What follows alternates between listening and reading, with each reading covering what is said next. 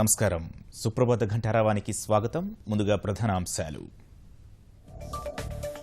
విశాఖ భాగస్వామ్య సదస్సు దిగ్విజయం. 10.5 లక్షల కోట్ల ఒప్పందాలపై సంతకాలు.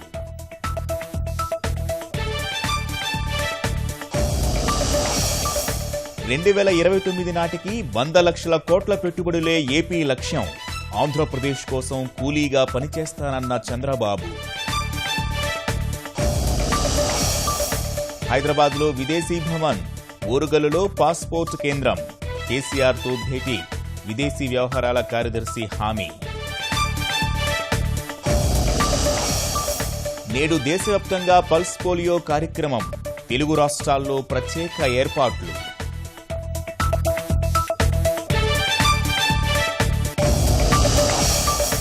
అమెరికా కొత్త వలస నిబంధనపై మిన్నంటిన నిరసనలు.